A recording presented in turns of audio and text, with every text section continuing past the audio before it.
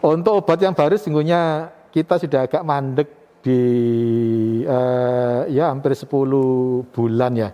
Oh, 10 bulan sudah. Karena kita udah kerjasama dengan kawan-kawan di Kimia Farma untuk bisa bekerja sama dalam hal pengembangan itu. Artinya dari sisi lab kita sudah selesai, obat ini mempunyai dampak yang cukup baik berkaitan dengan COVID-19, tetapi untuk proses lanjutannya kan nggak cukup di labnya UNER. Perlu ada uji klinis ya? Belum sampai ke uji klinis. Belum kita sampai. Perlu pengembangan dari, karena ini kan obat baru sama sekali. Ya. Sehingga memang diperlukan beberapa proses agar obat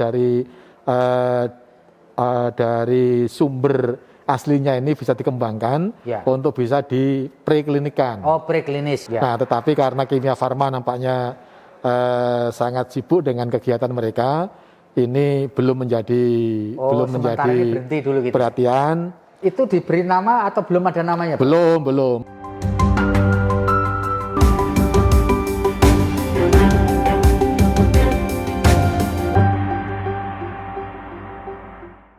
Kali ini saya berada di kampus Universitas Airlangga Surabaya. Kami berada di kampus C di Universitas Airlangga. Saya akan bertemu dengan Rektor Profesor Dr. Muhammad Nasih. Saya akan bertanya kepada beliau nanti mengenai nasib vaksin merah putih yang Universitas Airlangga ikut serta di dalam mempersiapkan vaksin itu, sekaligus obat COVID-19 yang pernah dibikin oleh Universitas Airlangga, dan ada satu obat yang tengah dipersiapkan di luar obat yang pernah diproduksi bersama Tentara Nasional Indonesia Angkatan Darat dan Badan Intelijen Negara. Kita ketemu Pak Profesor.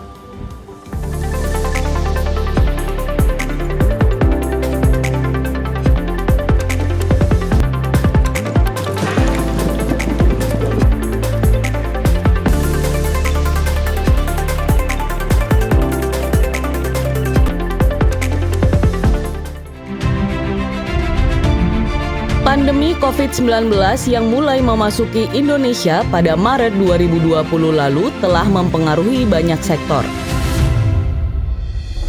Namun, Universitas Airlangga atau UNER telah bersiap untuk mendeteksi wabah yang merebak di berbagai negara ini.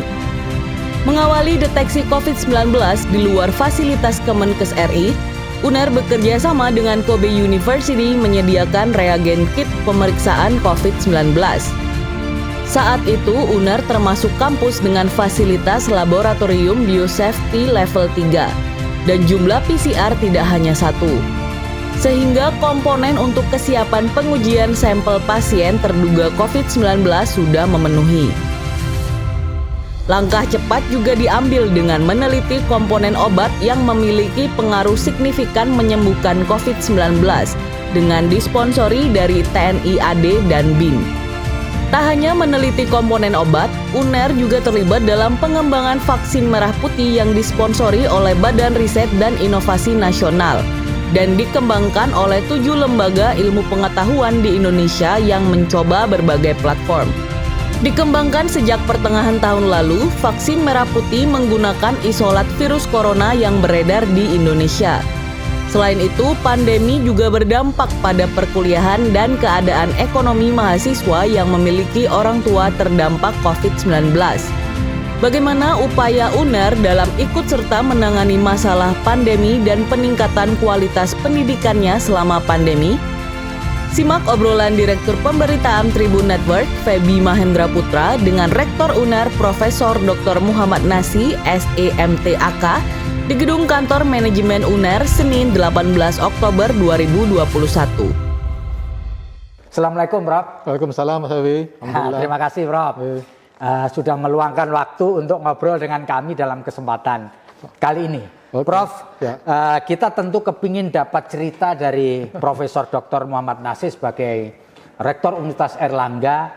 Bagaimana nih cerita tim Universitas Airlangga, terutama dari Fakultas Kedokteran dan fakultas lain, di dalam menghasilkan obat COVID-19 yang pernah dulu diajukan ke Badan Pengawas Obat dan Makanan, Prof. Baik, terima kasih. Jadi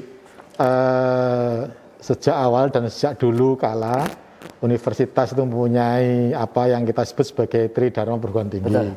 Yang kemudian kita extend bukan hanya Tri tapi juga bisa menjadi 5 dharma bahkan 6 dharma perguruan tinggi. Salah satu yang terkait dengan ini adalah kaitan dengan riset dan pengabdian pada masyarakat.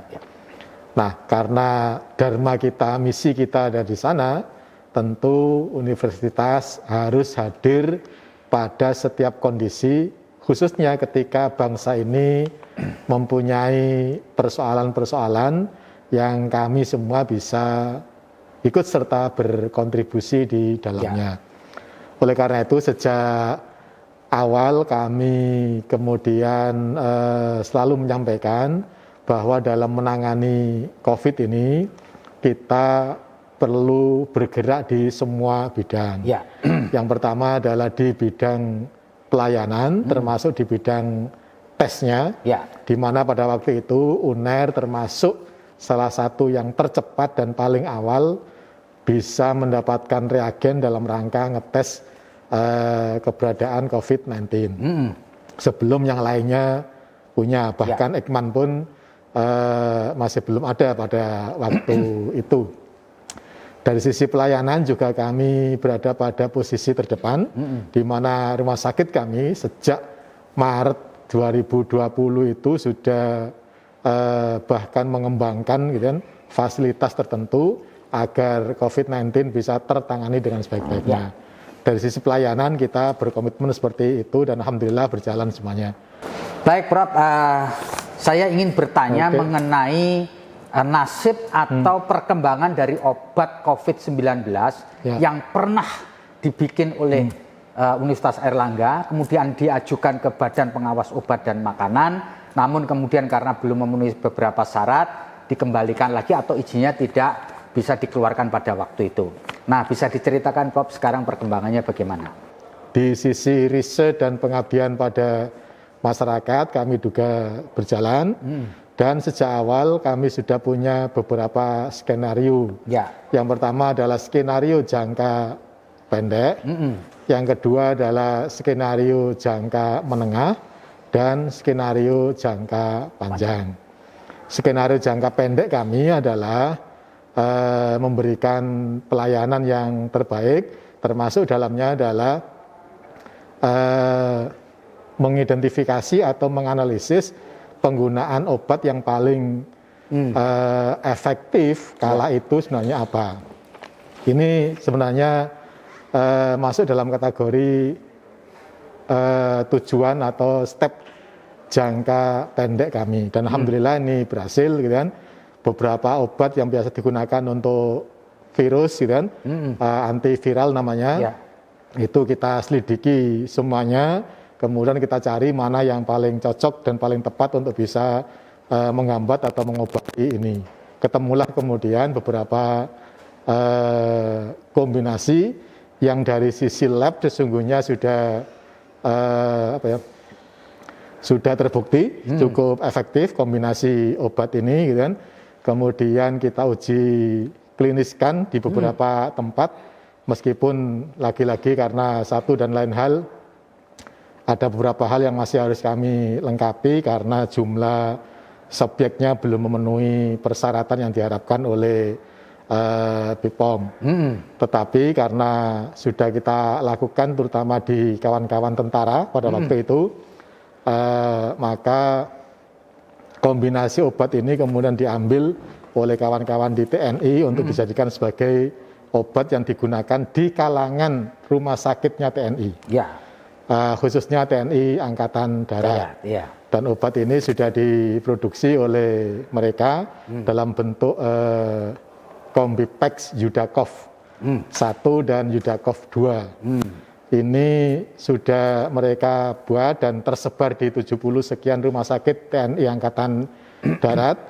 Kawan-kawan di TNI Angkatan Darat sudah memanfaatkan obat ini secara luas, tetap dalam pantauan dokter tentu saja, gitu kan, karena ini kan obat resep ya, bukan obat yang kemudian semua orang bisa menggunakannya. Tetapi sekali lagi kita sangat bersyukur bahwa obat ini juga sudah dimanfaatkan oleh berbagai macam pihak, dan bahkan kami juga ketika mendapatkannya dengan dokter yang kami punya juga sudah manfaatkan, termasuk untuk beberapa kasus di berbagai macam pesantren dan beberapa tempat termasuk internal di Universitas Airlangga. Artinya yang jangka pendek berkaitan dengan obat kombinasi sudah clear gitu kan, dan sekarang itu ada di tangan kawan-kawan BIN dan TNI Angkatan Darat. Sekali lagi ini adalah bagian dari skenario jangka pendek di mana kita hanya mengkombinasikan atas obat-obat yang ada. Ya. Karena ini kan penyakit baru. Ya. Obatnya sendiri sesungguhnya sudah beredar di masyarakat, ya, dan bahkan secara luas juga sudah dimanfaatkan. Ya. Hanya belum dalam satu bentuk, satu paket atau satu kapsul atau satu obat itu. Kan? Jadi kesimpulannya Prof, meskipun pada waktu itu kombinasi obat ini belum mendapatkan izin edar dari Badan Pengawas Obat dan Makanan, tetapi sudah dipakai di lingkungan internal, begitu. Jadi gini, obat yang ada itu sesungguhnya sudah ada izin edarnya kan? Obatnya yang sendiri-sendiri ya? Sendiri-sendiri, betul. Kombinasinya yang belum ya? Ya, kombinasi kalau dijadikan satu kapsul nanti yang belum ada. Tetapi yang kita lakukan sekarang adalah menjadikan obat yang ada itu dalam bentuk bukan satu tablet, satu paket aja gitu kan. Sehingga dalam satu dus itu ada 2 macam obat. Oke. Nah, itu sudah beredar. Ya, jadi yang dipakai sekarang di lingkungan internal baik TNI AD maupun Universitas Airlangga adalah obat satuannya masing-masing. Masing-masing, betul. Bukan dalam bentuk kombinasi ya? Tidak dalam bentuk kombinasi, karena perlu perjalanan riset lagi dan tentu makan waktu juga. Nah, sekarang riset untuk obat kombinasi bisa diceritakan, Prof? Risetnya sampai mana untuk obat kombinasinya? Yang dulu pernah diajukan? Enggak, kalian dari obat kombinasi karena itu jangka pendek kita udah selesaikan. Dalam arti kita udah serahkan pada sponsor dari riset ini. Jadi sekarang ada di tangan kawan-kawan BIN dan TNI Angkatan Darat untuk yang obat kombinasi. Kita kemudian bergerak ke obat yang lain. Oke. Yakni obat yang baru dan vaksin yang ke jangka panjang gitu ya. Gitu. Untuk obat yang baru bisa diceritakan, Prof? Obat yang bukan yang sponsor yang diberikan oleh TNI AD dan BIN kemarin. Kan sudah diserahkan yang itu kan? Betul. Untuk obat yang baru sesungguhnya kita sudah agak mandek di hampir 10 bulan ya. Oh, 10 bulan sudah. Karena kita udah kerjasama dengan kawan-kawan di Kimia Farma untuk bisa bekerja sama dalam hal pengembangan itu. Artinya dari sisi lab kita sudah selesai, obat ini mempunyai dampak yang cukup baik berkaitan dengan COVID-19, tetapi untuk proses lanjutannya kan nggak cukup di labnya UNER. Perlu ada uji klinis ya? Belum sampai ke uji klinis. Belum kita sampai. Perlu pengembangan dari, karena ini kan obat baru sama sekali. Sehingga memang diperlukan beberapa proses agar obat dari sumber aslinya ini bisa dikembangkan untuk bisa dipreklinikan. Preklinis ya. Dikliniskan untuk menggunakan itu. Nah, tetapi karena Kimia Farma nampaknya sangat sibuk dengan kegiatan mereka, ini belum menjadi perhatian. Tetapi alhamdulillah kemarin ketika Pak Menteri BUMN datang ke sini, kami sodorkan lagi, kami ingatkan lagi berkaitan dengan obat baru ini ya. Itu diberi nama atau belum ada namanya? Belum. Masih ada nama komponen aja dari, ya kalau di kita itu kan ada, saya nggak tahu kalau H2O itu berarti air. Nah, ini kan komponen kimia ya. Namanya apa saya agak sulit menjelaskan. Dan itu kita kembangkan dari beberapa hal yang kita pilih dari sekian senyawa itu ya. Senyawa tunggal itu yang kemudian mempunyai dampak yang paling signifikan. Nah, senyawa itu kemudian kita serahkan pada Kimia Farma untuk diproses lebih lanjut, karena mereka pasti punya teknologi dan bisa menyiapkan bahannya untuk dilakukan penelitian lebih lanjut. Tapi tadi karena Kimia Farma nampaknya sibuk, belum sempat terurus lagi. Kemudian yang kedua adalah bahwa nampaknya perhatian pemerintah bukan pada obat gitu kan, tapi lebih pada proses pencegahannya gitu kan, karena tentu kapasitas pemerintah kan juga terbatas ya. Kalau semua diurusi pasti kelabakan. Tapi sekali lagi kemarin dengan Kimia Farma sudah kita udah rapat-rapat lagi untuk bisa mengembangkan ini. Tapi lagi-lagi kan COVID-nya udah mau berhenti, kan? Insya Allah udah hilang, gitu kan? Ya, tapi mudah-mudahan kita akan tetap jalan. Oke, jadi bisa saya simpulkan ya, jadi UNER sebenarnya sudah menemukan satu senyawa di laboratorium sejak dimulai dari 10 bulan yang lalu. Lalu kemudian bekerja sama dengan Kimia Farma. Hasil dari senyawa itu diserahkan kepada Kimia Farma untuk ditindaklanjuti di preklinis dan selanjutnya.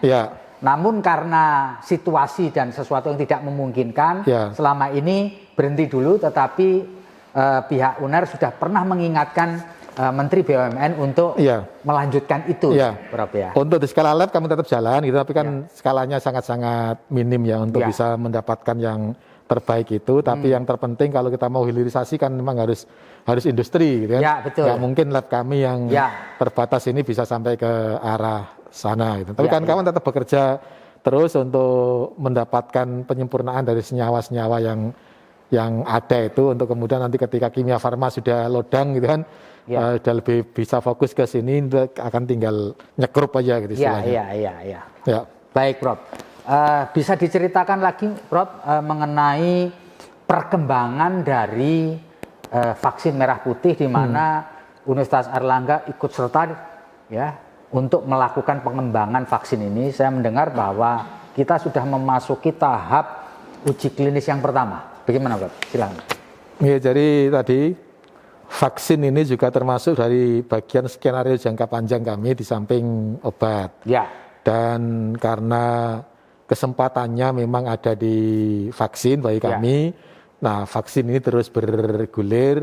Alhamdulillah uji preklinis tahap 2-nya, preklinik ya. Preklinik tahap 2-nya sudah rampung, gitu kan, dan sekarang kita sedang menyempurnakan laporan-laporan yang diperlukan untuk bisa mendapatkan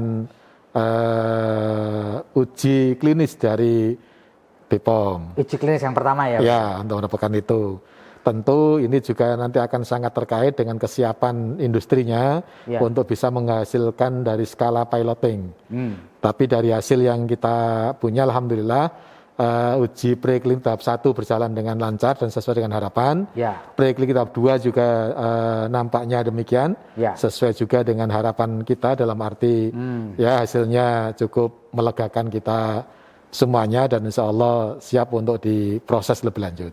Jadi sekarang kita tinggal menunjuk uji klinis yang pertama ya, Prof? Iya, untuk menyiapkan beberapa laporan interim report ya, istilahnya interim report berkaitan dengan uji praklinik tahap 2 untuk nanti ditelaah oleh BPOM. Kalau BPOM sudah oke, kita akan masuk. Ya, kalau boleh kita tahu, Prof, dari segi timeline, dari segi rencana waktu begitu, kita akan bisa selesaikan vaksin merah putih ini kapan kira-kira, Prof?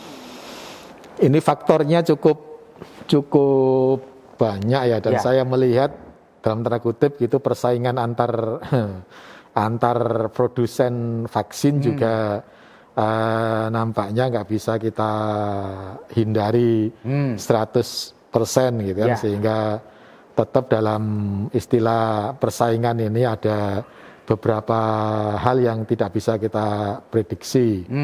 Contoh yang paling gampang aja adalah sesungguhnya tadi, jadi kalau semua berjalan dengan lancar gitu ya, dan November ini bisa mulai uji klinisnya misalnya, tentu saya berharap begitu karena ini ulang tahun kami gitu kan, kami ingin ada hadiah bahwa uji klinis itu sudah bisa dimulai di sana, tinggal narik mundur aja.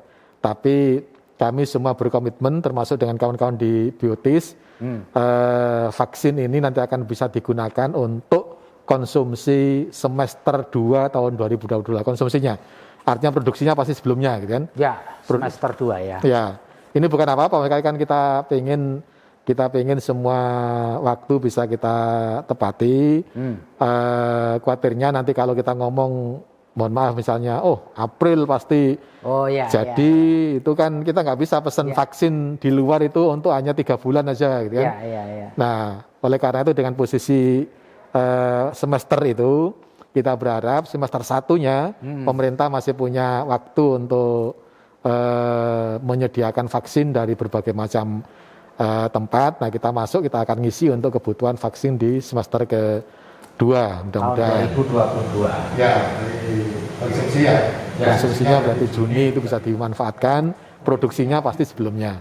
Ya, karena misalnya ini kan perlu beberapa waktu ya, misalnya sekarang prekliniknya selesai, tetapi kan ini nggak bisa langsung digunakan untuk manusia, harus diproses lagi menjadi sesuatu yang sesuai dengan standar gitu kan, sehingga dihasilkan vaksin yang memang siap pakai untuk manusia, dan ini perlu waktu penyiapan, istilahnya kita di piloting untuk produknya, dan itu harus sudah dihasilkan oleh sebuah proses produksi atau industri yang mempunyai CPOB, cara pembuatan obat yang baik itu, gitu kan. Nah, itu kan harus disiapkan semuanya dulu, baru kemudian muncul obatnya sendiri. Setelah itu baru bisa dimanfaatkan, disuntikkan ke manusia. Nah, ini perlu waktu lagi, gitu kan. Nanti ketika ini selesai uji klinis pun perlu waktu untuk proses produksi massalnya, yang itu juga pasti tidak mudah karena harus ada banyak penyesuaian dan banyak adjustment di dalamnya, sehingga kita berharap konsumsi untuk semester 2 2022 itu akan bisa kita penuhi bersama-sama. Tetapi sejak awal tim kita ini kan sudah menggandeng pabrikan ya, untuk nanti manakala ini memungkinkan untuk diproduksi massal, pabrikannya sudah siap ya. Ya, jadi gini, jadi kebetulan kita itu gandengannya adalah dengan Biotis. Biotis kemudian menanamkan investasi baru untuk di bidang vaksin manusia. Ini yang menurut saya perlu difahami oleh semuanya. Artinya kalau pabrikan untuk vaksin kita kan hanya punya Bio Farma, dan yang baru ini kemarin diresmikan apa itu Biotis. Bio Farma sudah gandengan dengan Ekman dan lain-lain. Tentu kita nggak mau ngeriui mereka. Nah, kita kebetulan dapatnya dengan kawan-kawan di Biotis yang harus men-set up secara lebih baru dan investasi triliunan gitu kan, untuk bisa menghasilkan ini gitu kan. Artinya mereka perlu juga masih mendatangkan beberapa alat, beberapa mekanisme dan kerjasama dengan berbagai macam pihak. Tapi saya dengar semua alat sudah ready, sudah on-site di pabrikan di Biotis sana, tinggal menunggu lampu hijau dari kawan-kawan BPOM gitu kan, apakah ini sudah memenuhi persyaratan untuk CPOB-nya, karena harus dihasilkan oleh pabrikan CPOB, dan Biotis termasuk baru dalam tanda kutip untuk vaksin manusia. Kalau vaksin untuk hewan, Biotis jagonya. Nah, ini kan ada perusahaan baru yang didirikan khusus nanti akan menghasilkan vaksin untuk manusia, dan ini berarti pabrikan vaksin kedua setelah ratusan tahun di Indonesia baru ada ini. Gitu. Yang kedua ini ya. Ya, betul. Baik, Prof. Kita bisa melihat angka-angka perkembangan COVID ini kan kian hari kian ada melandai lah. Meskipun juga ada satu warning bahwa kita tidak boleh lengah karena kemungkinan bisa saja terjadi wave ketiga atau gelombang ketiga. Nah, yang ingin saya tanyakan pada Profesor adalah bagaimana Universitas Airlangga mempersiapkan diri untuk memasuki perkuliahan tatap muka, Prof? Bisa dijelaskan, Prof? Ya, jadi sebenarnya kalau kita ngomong siap aja semuanya sudah siap gitu kan. UNER ini kan mendidik mahasiswa ya. Pendidikan di mahasiswa itu kan pendidikan untuk orang dewasa ya. Beda dengan SMA, beda dengan SMP, beda dengan SD gitu kan. Di sana memang pendekatannya adalah pendekatan untuk generasi-generasi adolesen atau perantara antara anak-anak dan dewasa. Nah, kalau di perguruan tinggi kan sesungguhnya jauh lebih simpel mekanisme dan apanya. Sehingga sesungguhnya UNER kalau orang tuanya mengizinkan dan kemudian kementerian juga mengizinkan, Satgas Covid mengizinkan, secara prinsip kami sudah menyiapkan diri untuk itu. Untuk beberapa hal yang sudah kita kembangkan sekarang adalah kita sudah menggunakan mekanisme hybrid, itu jalan di beberapa tempat, kan? Kemudian kita juga menerapkan model blended, gitu kan? Dengan model blended ini ada beberapa kelas yang khusus bagi kawan-kawan yang mau datang ke kampus untuk kemudian ikut kuliah di kampus. Ini juga jalan, gitu kan? Tentu dalam semua hal kita perlu banyak persiapan berkaitan dengan kebijakan dan aturan aja, gitu kan. Tapi kalau dari fasilitasi kan apa sih yang perlu kita siapkan, gitu kan nggak terlalu, apalagi kalau sudah offline, gitu kan. Menurut saya ya termasuk persiapan paling penting Pak kami adalah sejak awal kami mewajibkan mulai semester kemarin bagi mahasiswa UNER untuk divaksin. Jadi kalau mereka tidak divaksin, mereka nggak bisa daftar ulang, gitu kan. Nah kalau mahasiswanya sudah divaksin, dosen-dosennya juga sudah 90% lebih divaksin, ya menurut saya kita semua udah siap untuk itu, sepanjang ada izin dari orang tua, itu penting, ada izin dari Satgas, dan tentu dari kementerian. Ya, dari 3 komponen yang menurut saya penting. Dari fasilitasi kok nampaknya nggak ada sesuatu yang perlu kita. Nah, kalau boleh kita tahu, Prof, sampai sekarang ini tingkat mahasiswa dan sivitas akademika di UNER ini yang sudah divaksin hingga tahap kedua berapa banyak? Kita sudah 80% lebih ya, 80% data terbaru ya, seluruh sivitas akademika Universitas Airlangga. Berarti melebihi syarat minimal 70% ya? Oh iya, betul. Ya, karena wajib tadi Bang. Karena wajib ya. Nah, sepanjang Profesor ketahui atau sudah disiapkan, mitigasinya manakala di dalam perkuliahan tatap muka ini terjangkit ada mahasiswa kita atau sivitas akademika kita terjangkit COVID-19, mitigasinya bagaimana? Ya, jadi kan kalau soal mitigasi sesungguhnya kan lebih simpel ya. Lebih simpel ya. Artinya lebih simpel itu adalah bahwa di awal-awal ketika volumenya masih tidak terlalu tinggi, untuk yang kelas offline-nya kita siapkan asrama kita. Dengan begitu maka masyarakat atau mahasiswa tidak keluar masuk. Artinya kita boardingkan pada saat itu, gitu kan? Pada saat itu. Jadi mereka-mereka yang masuk kuliah harus berada di asrama. Dengan begitu interaksi di antara mereka akan menjadi lebih terbatas dan tidak ada masyarakat luar yang masuk, gitu kan.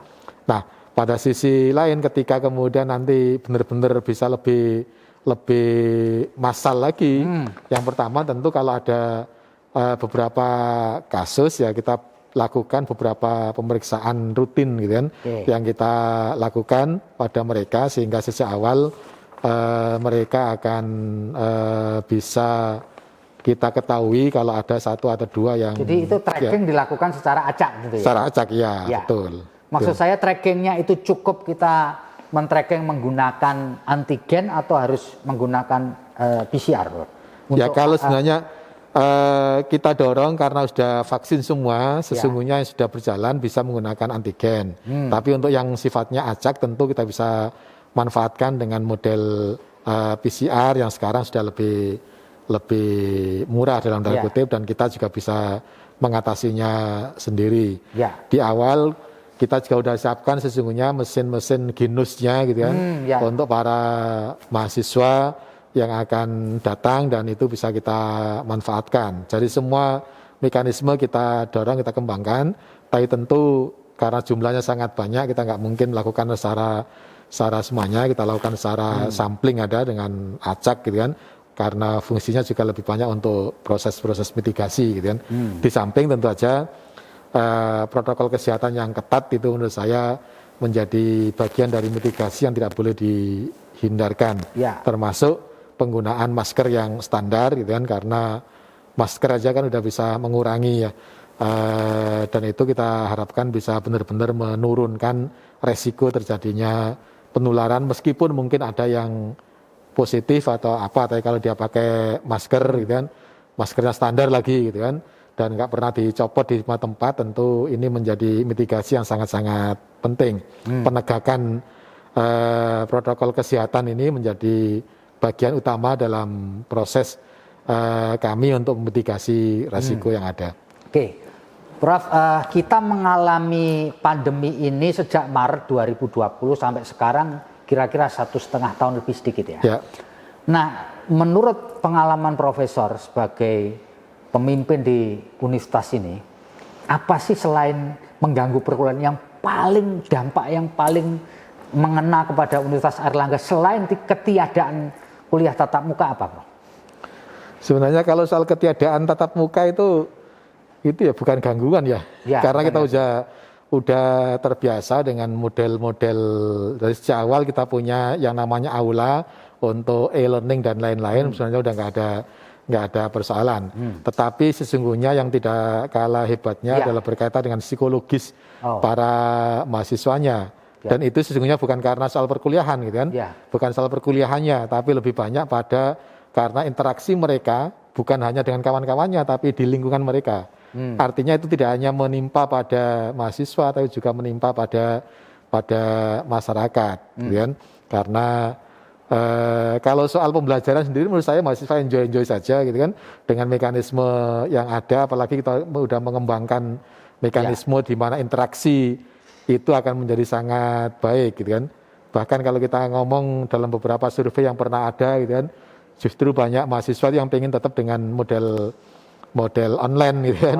Gitu. Iya, jadi kalau mahasiswa dengan online kan seneng aja, yang penting mereka datang waktu ujian apa, sehingga kita sekarang kembangkan yang terpenting adalah asesmennya. Ujiannya tetap harus offline karena dengan model offline akan sangat bagus gitu kan. Tentu ini yang harus kita carikan solusinya untuk berkaitan dengan psikologis mahasiswa. Dampak-dampak ekonomi pasti terjadi di berbagai macam tempat, termasuk bagi Universitas Airlangga gitu kan, di mana permohonan untuk keringanan, untuk pembebasan itu bisa belasan ribu mahasiswa untuk minta untuk minta keringanan dan lain-lain. Kalau kita berbicara non pendidikannya ya. Jadi artinya revenue dari owner turun juga kayaknya berarti. Ya, mudah-mudahan berkahnya yang meningkat gitu kan. Sehingga meskipun turun tapi tetap bisa mencukupi lah gitu kan. Saya bisa bayangin kalau dulu dapat normal dapat sekian, karena banyak yang minta prioritas, revenue-nya pasti akan turun ya Pak ya. Tapi ini tidak mengganggu cash flow secara umum ya? Oh, insya Allah enggak. Tapi karena keberkahannya, karena kita udah antisipasi untuk berbagai macam kondisi yang ada, karena bagaimanapun kadang-kadang masyarakat lupa bahwa meskipun pandemi ya listrik kan harus tetap dibayar gitu kan, kebersihan tetap harus dijaga, semua harus tetap berjalan, perawatan juga, dosen-dosen juga tetap harus digaji gitu kan, sehingga kalau bagi mahasiswa kan seolah-olah kan libur gitu kan nggak ada apa-apa, sehingga seolah-olah nggak ada pengeluaran di UNER. Nah, padahal kan ya sebenarnya kalau soal belanjanya ya memang ada sedikit penurunan tapi tidak signifikan. Tapi itu pun kita udah antisipasi dengan berbagai macam cara lah, karena semua mengalami hal yang bikin Pak Rektor pusing nggak banyak mahasiswa yang minta dispensasi atau minta keringanan, ini bikin pusing nggak, Bro? Kalau sampai tingkat pusing itu sebenarnya pusingnya bukan karena permintaan penurunan ya. Asal mereka memang benar-benar jujur terdampak, minta, kita akan dengan senang hati memberikan mereka keringanan. Yang kita seringkali bikin mikirnya agak dalam itu adalah bagaimana kalau orang nggak terdampak tapi minta penurunan itu yang bikin pusingnya di sana. Kalau mereka yang terdampak kemudian mohon maaf menjadi yatim, menjadi ter-PHK, menjadi apa, itu kita enjoy saja lah, untuk yang begitu kita nggak ada masalah. Nah, kadang-kadang ini tuh dimanfaatkan oleh mahasiswa kaya, mahasiswa mampu, padahal nggak terdampak. Nah, ini yang bikin ini aspek keadilannya seperti apa, yang gitu-gitu aja yang bikin kita itu. Tapi secara umum ya ada 1-2 diskusi dengan kami di keuangan dengan apa, saya pikir nggak ada masalah. Tapi lagi kami optimis bahwa kalau kita membantu banyak orang, keberkahan dari pendapatan itu akan lebih baik lagi. Oke. Sehingga pasti akan insya Allah cukup lah gitu kan. Cukup, berapapun cukup gitu aja. Iya. Itu yang harus melegakan kita semuanya. Iya. Ya. Baru-baru ini UNER bekerja sama dengan Kementerian Pertahanan Republik Indonesia dalam sarana disebut Laboratorium Biosafety Level 3 atau BSL 3. Sebenarnya apa yang ingin dicapai Universitas Airlangga melalui kerjasama Laboratorium Biosafety Level 3? Jadi gini, untuk mengembangkan berbagai macam penelitian, ya baik obat-obatan maupun apapun, termasuk vaksin, ya, yang penyebarannya itu sangat membahayakan, kan memang diperlukan laboratorium yang tingkat keamanannya terjamin. Ya. Kan? Bahkan kapan hari Pak Menteri Pak Menhan menyatakan bahwa tidak cukup dengan BSL 3, mesti harus ada BSL 4 gitu kan. Nah, tapi intinya adalah bahwa BSL 3 kita itu harus bisa dioperasionalkan dan menghasilkan penelitian-penelitian yang lebih baik lagi di kemudian hari. Ya. Karena tentu operasionalisasi dari BSL 3 ini nggak murah gitu kan. Gitu ya. Mengganti HEPA filter saja itu bisa miliaran gitu kan. Gitu ya. Iya, nah itu yang kemudian kita harapkan dengan BSL 3 kita bisa beroperasi dengan baik dan kemudian mendapatkan penghasilan, kita akan bisa memelihara dan menjamin bahwa keamanan dan lain-lainnya bagus. Ya, Karena memang di sana ada banyak alat-alat yang cukup mahal. Ya. Nah, dengan begitu maka ketika nanti ada penelitian kerjasama kita dengan Menhan untuk mendirikan apapun, itu BSL 3 kita juga sudah siap. Jadi itu perannya Menhan, Kementerian Pertahanan dalam konteks ini apa Pak Rektor? Jadi kan Menhan juga punya banyak kepentingan gitu kan. Yang pertama adalah agar semua ketahanan nasional kita ini terjamin. Soal vaksin saja misalnya, itu kan juga menyangkut bukan hanya kebutuhan masyarakat secara umum, tapi juga kebutuhan tentara, misalnya begitu. Kemudian ada lagi misalnya vaksin malaria yang selama ini baru-baru saja WHO untuk Afrika itu misalnya kan belum pernah ada. Sementara tentara kan harus tidur, ya mohon maaf istilahnya kan, di tenda, tidur di barak, yang nggak ada AC-nya, nyamuknya banyak-banyak, apalagi nyamuk Papua, nyamuk Kalimantan itu kan besar-besar. Ya. Nah kalau nggak ada vaksinnya, nggak ada obatnya kan itu nanti akan sangat mempengaruhi mentalitas dan semangat dari sumber daya pertahanan secara nasional. Kementerian Pertahanan berkepentingan terhadap penelitian-penelitian yang bisa dipakai untuk kepentingan militer misalkan begitu ya? Sangat mungkin, sangat mungkin. Termasuk mohon maaf ini agak berbau guyonan aja. Ya. Perang ke depan kan bukan hanya perang dengan senjata apa dan apa. Senjata konvensional. Iya, jadi perang ke depan nuklir, biologi dan kimia. Iya, dari perang ke depan itu bisa hanya mengantarkan burung ababil aja. Iya. Burung ababilnya kita suruh peludah di tempat tertentu itu bisa misalnya gitu kan.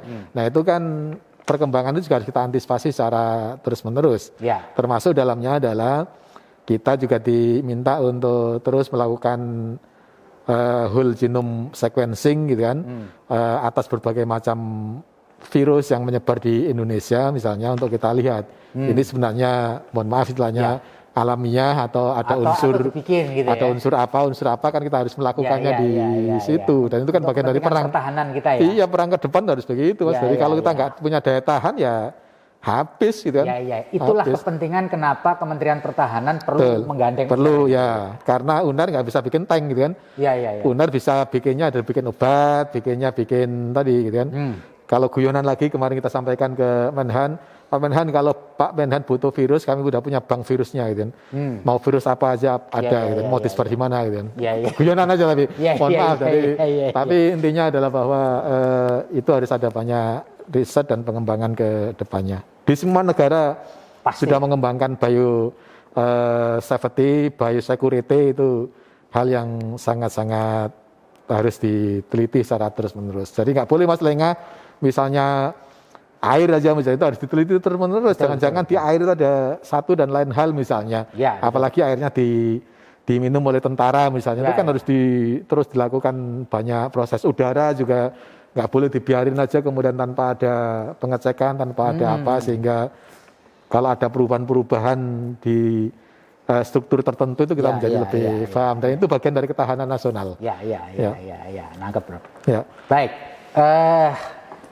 selain sebagai rektor, sebagai guru besar di Fakultas Ekonomi, tentu Profesor Nasih bisa memberikan sebuah pandangan begitu mengenai upaya-upaya kita selain masalah kesehatan, COVID-19 itu juga akan memukul ekonomi kita. Ya, betul. Nah, pemerintah berupaya keras menggunakan banyak strategi, termasuk fiskal untuk memulihkan atau minimal menyelamatkan ekonomi kita. Menurut Profesor Nasih gimana ini? Menurut saya, aspek proporsionalitas itu menjadi hal yang sangat penting. Ya. Jadi kalau kita berbicara ekonomi, pendekatan sekarang mau pendekatan makro atau mikro. Ya. Kalau hanya pendekatan makro barangkali selesai gitu kan, dengan digenjot banyak investasi dan produksi serta konsumsi masyarakat, tentu semua akan baik-baik aja. PDRB dan pertumbuhan ekonomi akan melaju lagi dengan banyak investasi dan konsumsi masyarakat yang meningkat. Tapi ini adalah pandangan sisi makronya, gitu kan. Yang tidak kalah pentingnya adalah bahwa apakah pertumbuhan itu nantinya akan berdampak pada kesejahteraan pada mayoritas masyarakat. Nah, ini yang menurut saya penting, dan sejak lama memang perbincangan atau diskusi antara pertumbuhan dengan dalam tanda kutip barangkali pemerataan itu yang masih harus kita terus diskusikan lagi. Artinya pertumbuhan oke, bagus, tapi jangan lupa mayoritas yang terdampak itu adalah mereka-mereka yang ada di level menengahnya itu. Sehingga menurut saya kebijakan apapun harus berpihak pada level menengah ke bawah, gitu kan, agar mereka bisa lebih bergerak lagi. Cuman Profesor, kan sekarang pemerintah juga menyalurkan bantuan-bantuan langsung kepada kelompok menengah ke bawah. Lewat kartu prakerja, lewat BLT, lewat bantuan kepada UMKM yang jumlahnya tidak sedikit. Apakah ini yang dimaksud Profesor, bagaimana kita bisa membantu kelompok-kelompok yang rentan terkait dengan COVID-19 itu lewat bantuan tunai gitu? Dari yang pertama itu sangat-sangat bagus pasti, gitu kan. Tapi itu kan lebih banyak untuk meningkatkan daya beli, kan? Dalam rangka meningkatkan konsumsi. Artinya itu dampaknya secara berkelanjutan menjadi dipertanyakan. Karena apa? Karena menurut saya memang penduduk atau mereka-mereka yang berada pada level bawah akan mendapatkan kebutuhannya, tetapi yang dikonsumsi apa, gitu kan? Yang dikonsumsi tetap aja barang-barang impor misalnya, gitu kan? Nah, keuntungannya kan ada di importer, atau misalnya yang dikonsumsi ya tetap aja produk-produk yang dihasilkan oleh para, ya mohon maaf ya, mereka yang berada pada level lebih tinggi. Kemudian yang kedua adalah kalau kemudian BLT ini dicabut, misalnya begitu suatu saat, karena nggak mungkin terus menerus gitu kan. Terus apa yang harus mereka lakukan? Nah, ini yang menurut saya perlu menjadi persiapan, sehingga jangan hanya digenjot konsumsinya bagi mereka, tapi produktivitasnya juga harus sudah mulai dipikirkan, karena tentu bisa 2 tahun aja dengan BLT dan lain udah sangat bagus untuk mereka yang berada pada level-level tertentu ini, gitu kan. Nah, ini yang menurut saya harus mendapatkan penanganan dan atau pembicaraan lebih lanjut lagi, termasuk dengan kebijakan fiskal, dengan perubahan KUP, perpajakan dan lain-lain itu, gitu kan. Itu ya, Prof. Baik, Prof. Tentu pembaca, penonton kita kepingin kenal lebih dekat dengan Profesor Nasih. Bisa cerita nggak, Prof, mengenai riwayat hidup singkat Profesor lah. Misalkan dulu lahir di mana, SD-nya di mana, SMP di mana, SMA, lalu kuliah, lalu jenjang karier, supaya pembaca kita lebih akrab lagi dengan Profesor Dr. Muhammad Nasih. Silakan. Ya, ini seringkali jadi guyonan. Jadi kalau saya itu lahirnya mesti di ibu kota desa, gitu kan. Ibu kota desa. Ibu kota desa. Ya, artinya ya di desa, gitu kan. Itu termasuk dalamnya adalah ketika kami SD. Ya, itu di mana, Prof, tepatnya? Tepatnya di perbatasan antara Gresik dan Lamongan. Nah, kampungnya apa namanya? Kampungnya namanya Sumurber, Kecamatan Panceng, Kabupaten Gresik. Jadi jadi masuk Kabupaten Gresik? Masuk Kabupaten Gresik, tapi tanah perbatasan desanya itu sudah masuk tanahnya Lamongan. Ya, sehingga di samping bayar PBB untuk Gresik, PBB untuk Lamongan juga harus dibayar. Jadi tepatnya kapan Profesor lahir? Ya. Tepatnya kapan? Tepatnya katanya saya nggak tahu, waktu lahir saya juga nggak tahu kok gitu kan. Jadi katanya tahun 65 bulan Agustus. Agustus 65. Ya. Tanggalnya? Tanggalnya tanggal 6 katanya ya. Oh ya, 6 Agustus 65. Ya, tapi kan bener apa enggak, wong dulu belum punya tanggalan gitu kan. Ya kan? Ya, jadi kalau kita mau ulang tahun itu ya ini bener apa enggak tahu gitu. Iya, wong belum punya ya. Iya. Kalau boleh kita tahu orang tua Profesor pada waktu itu petani? Petani biasa guru ngaji lah gitu ya. Guru ngaji itu aja, termasuk dua-duanya. Jadi lalu SD tetap ada di sana, di Panceng. Bukan di Panceng kan bukan kecamatan gitu kan. Kecamatan itu di desanya, Desa Sumurber tadi gitu kan. Jadi nama SD-nya apa, Bro? Madrasah Ibtidaiyah Tarbiyatul Atfal. Ya. Jadi setelah lulus dari sekolah itu kemudian ke ibu kota kecamatan di Babat. Oh, di Babat. Pindah ke Babat. Pindah ke Babat sekolahnya. Nama sekolahnya masih ingat? SMP Negeri 1 Babat. Oh, SMP Negeri 1 Babat. SMP Negeri Babat. Nah, itulah katakannya dari desa kemudian ke kecamatan. Untuk jenjang SMA-nya? SMA-nya ke Kabupaten Lamongan. Oh, Lamongannya. SMPP atau SMA Negeri 2 Lamongan sekarang. SMPP Sekolah Menengah Pertama Persiapan. Persiapan Bangunan. Oh, Persiapan Bangunan ya. Lalu kemudian berubah menjadi SMA 2 Lamongan, SMA 2 Negeri Lamongan. Itu SMA-nya di ibu kota kabupaten.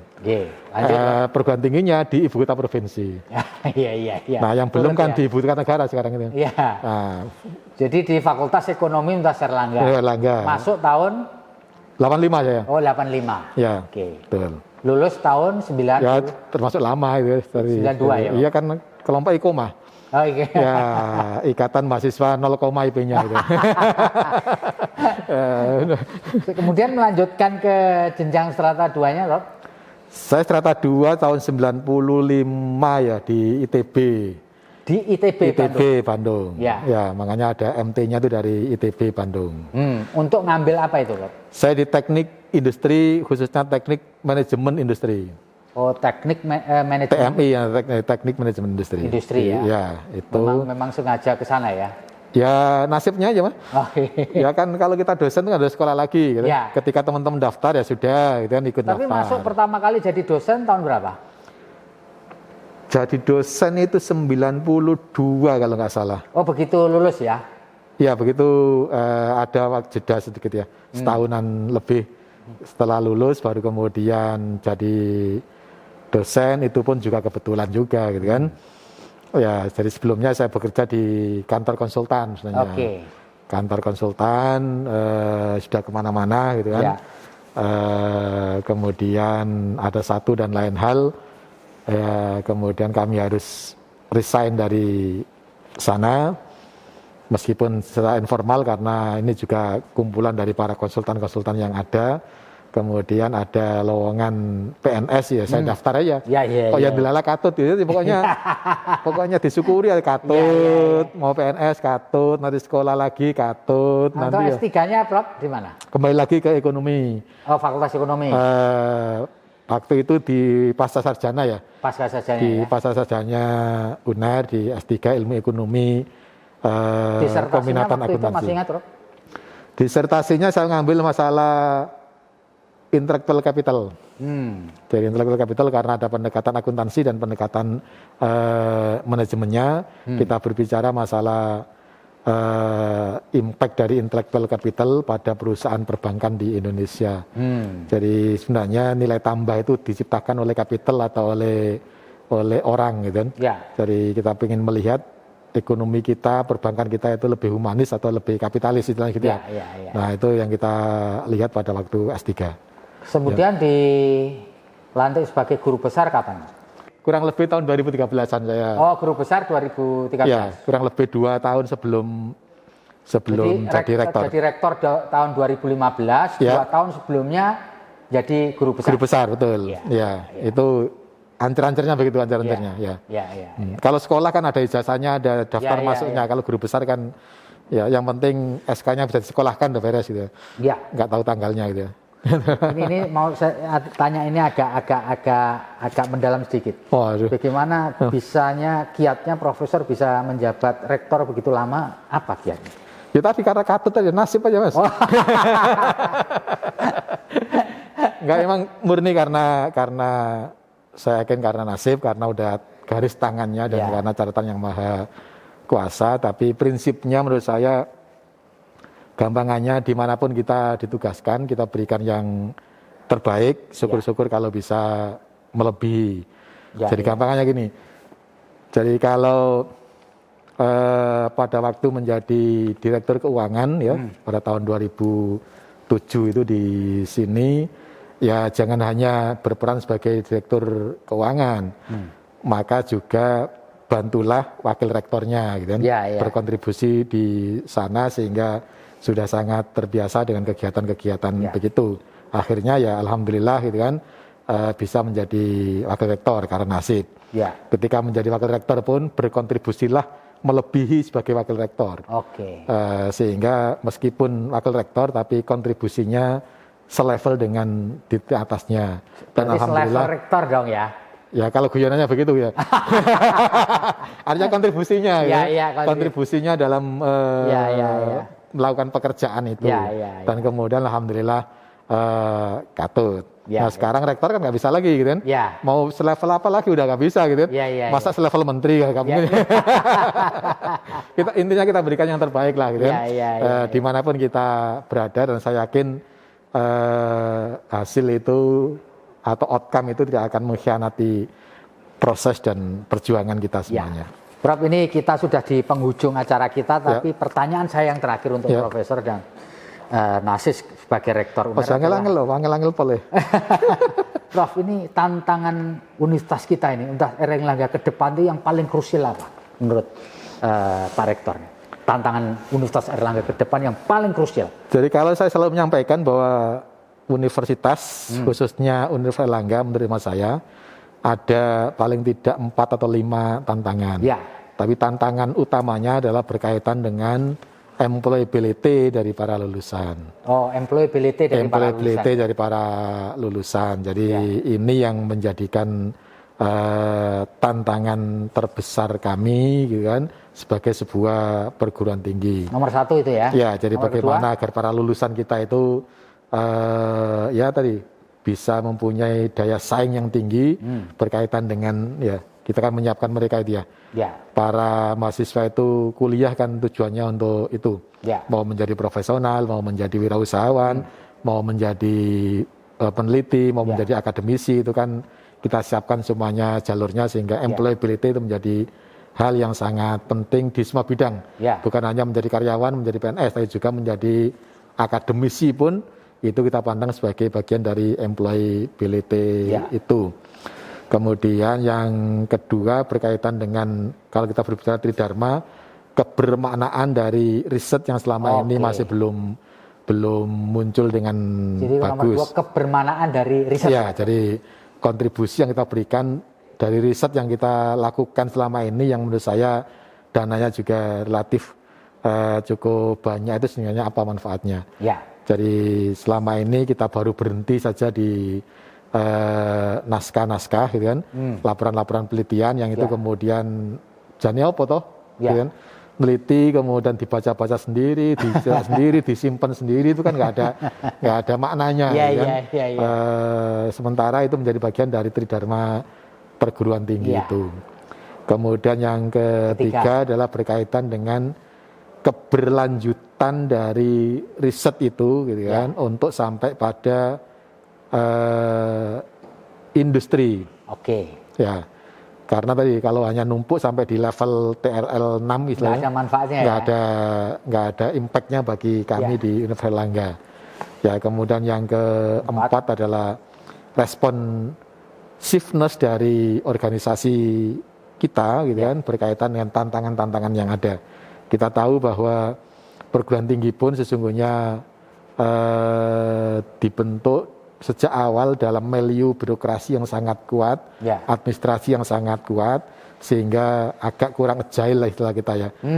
Responsibilitas dari perguruan tinggi berkaitan dengan secara organisatoris ya, berkaitan dengan perubahan-perubahan lingkungan itu menjadi lebih lambat, artinya tidak seberapa. Nah, ini menjadi tantangan kita.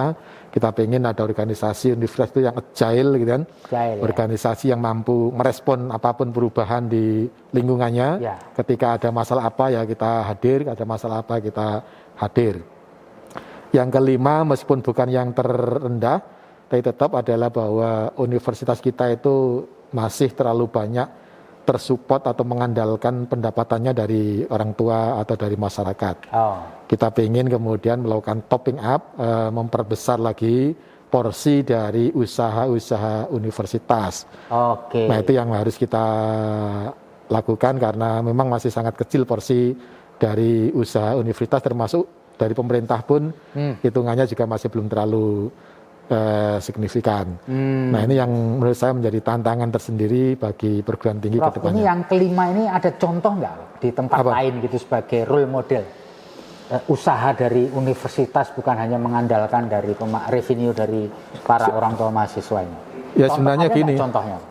Jadi sebenarnya gini, jadi misalnya yang cukup kuat yang kita tahu di ITB itu punya namanya LAPI.